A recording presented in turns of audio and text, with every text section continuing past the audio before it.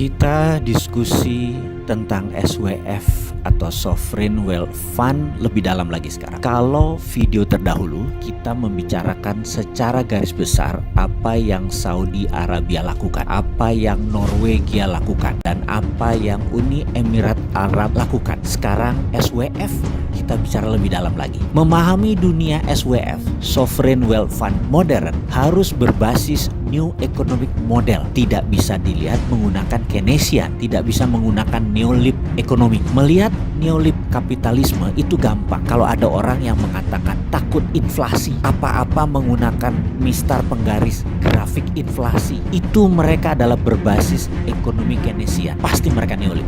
New Economic Model bisa nggak ada inflasi walau duitnya dicetak dari tin air, dari angin. Contoh sederhana, kalau kita cetak uang 100.000 dari angin, lalu kita kasih ke mbok-mbok di pasar, uang tersebut dia beli 10 kilo jagung misalnya.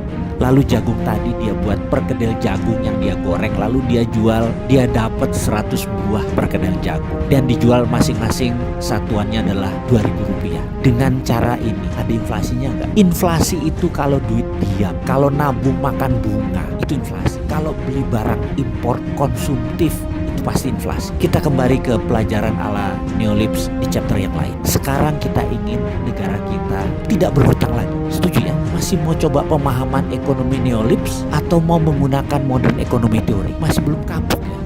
Masih belum kapok ya hutang? Masih belum kapok ya defisitnya besar? Atau mau menggunakan sesuatu yang revolusioner? Sekali lagi, sekedar mengingatkan, kita negara kaya mineral, terutama logam mulia seperti emas, perak, platinum, dan banyak mineral jarang atau rare earth yang tersedia di muka bumi Indonesia ini. Segera lakukan audit atas aset tersebut. Berdasar pasal 33, kekayaan alam beserta isinya milik negara. Gak boleh milik swasta atau dijamin-jaminin.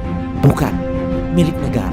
Setelah diaudit, maka kita akan mendapatkan jumlah deposit. Sekali lagi, jangan pikirkan bagaimana sulitnya nanti nambang, bagaimana di mana areanya, ada yang open pit atau bagaimana nanti teknologinya, refinery smelternya mahal. Itu urusan swasta, itu urusan partikelir. Nanti kita nih negara, kita di atas swasta. Jangan pikirkan dulu mengenai teknologi, cara tambang dan lain sebagainya. Dalam SWF, Sovereign Wealth Fund, di dalam New Economic Model, mineral tadi tidak akan pernah ditambang. Ingat, tidak akan pernah diproduksi karena bukan untuk kebutuhan tambang yang seketika. Bukan, kita tidak memerlukan materialnya. Nanti sovereign artinya kedaulatan. Maka kita bicara siapa yang punya logam mulia, mereka berdaulat. Ingat itu kata-katanya. Yang punya logam mulia mereka berdaulat. Jauh di atas dolar, jauh di atas yuan. Kita hitung misalnya cadangan emas Indonesia, katakanlah setelah kita audit ternyata ada 100.000 ton. Angkanya sekitar itu memang. Dan itu ada di perut bumi Indonesia.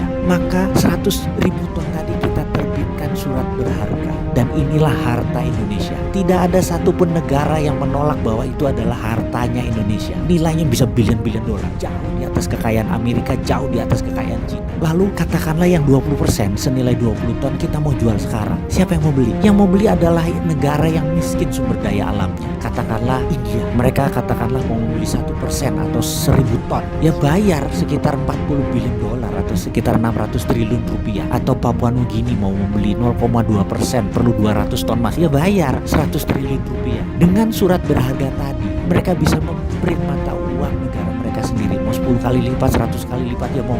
Sekedar mengingatkan, 78,5 ton deposit Bank Indonesia yang saat ini kita miliki nilainya 50 triliun. Money create kita adalah 5.000 triliun, alias kita mencetak 100 kali dari jaminan emas kita. Hal itu biasa saja dan itu lumrah. Sampai kapanpun sesungguhnya cadangan emas tadi tidak perlu ditambang atau diproduksi. Itu namanya sovereign wealth fund dalam arti sebenarnya. Kalau kita sendiri bagaimana?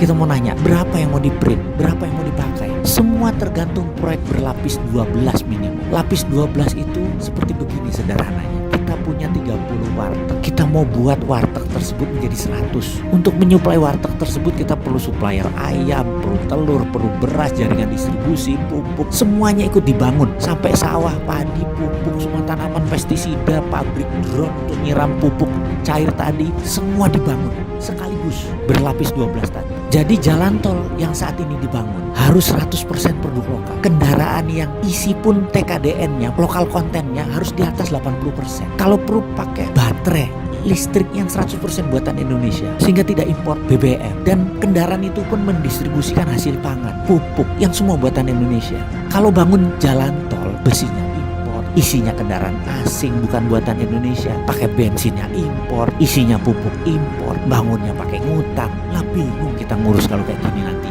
Pakai SWF jauh lebih efisien, berdaulat pakai SWF itu, dan perlu nyali besar untuk berani berdaulat. Wahai pemimpin bangsa, beranilah